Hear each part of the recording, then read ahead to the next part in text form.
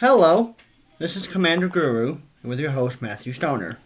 Today we're going to be discussing a deck tech. This is only a general guideline deck. You do not have to follow this card for card.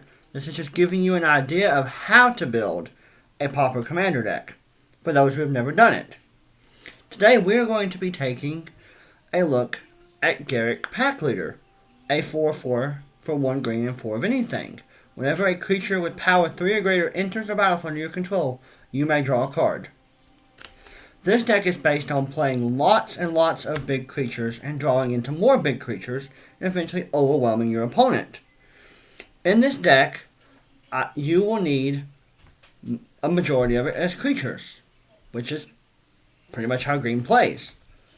Now, this deck will be running. You will need stuff that allows you to search your deck out for basic lands. You will also need a variety of mana dorks, and most of them are all commons to begin with.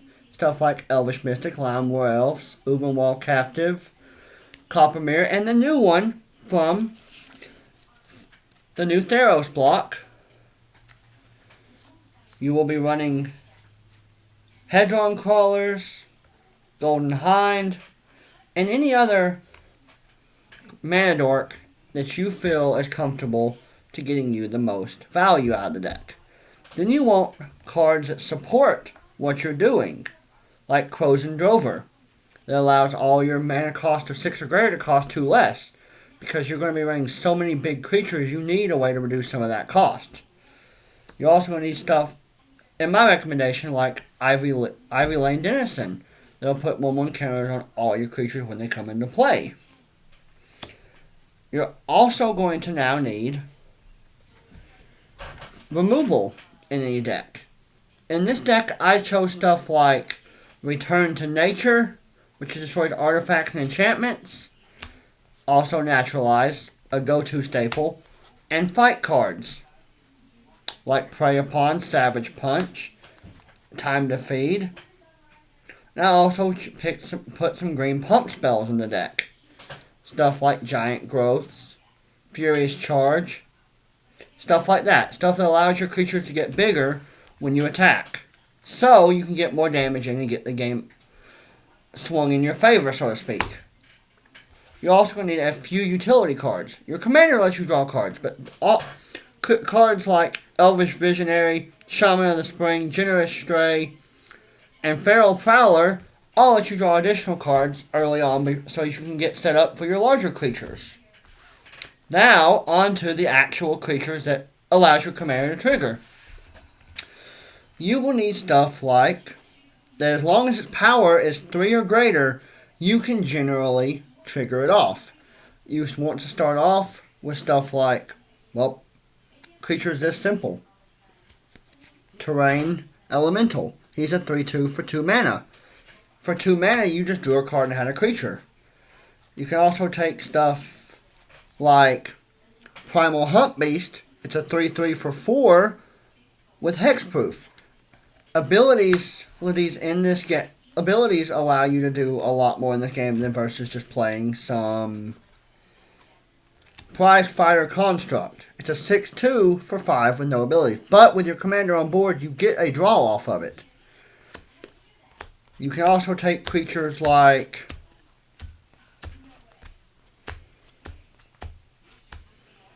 Ulamog's Crusher and put in this deck to deal with your opponent's stuff. Eventually, it's going to help you thin down some of their board state so you can eventually overrun them. You can also run creatures such as Tangle Golem, which, if you have 7 forest on the board, it casts for 0, so for 0 mana, drawing a card, I say it's pretty good. But when you're building a deck based on a commander, there's a lot of different varieties you can take. You can take low to the ground 3 power guys. You can take lots of big guys and run into your opponent and smash face. You can even take creatures that can give themselves evasion like Trample. You can give your whole board trample with cards like where is it? Nylea's Forerunner, a 5/3, which will also allow you to draw a card when it comes into play and giving all your creatures trample. Silverback Shaman. It's a 5/4 for 5. Whenever it dies, you draw a card. More card advantage when it comes into play and leaves, which will continue to fuel your gameplay. And then there's little creatures like Pincher Beetles. For 3 mana, it's a 3/1 with Shroud. Yes, it's not that strong. You get a draw off of it, and your opponents can't target it. So, more likely it's going to trade with a creature, but that's just a general guideline. All in all, when you build a Pauper Commander deck, everything I've just mentioned are just guidelines. You don't have to have any of these cards to build this specific deck.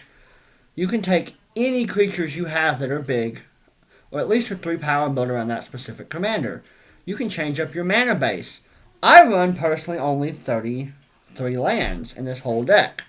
They're all basics to keep the deck more efficient. I mean, you could go in there, you could run all the Urza lands, you could go in there and run land tutors, you can go in there and do whatever you want to a Pauper Commander deck to make it your own. What I've just showed you is just a general guideline. And I hope you enjoyed it. Thank you, like and subscribe, and have a nice day.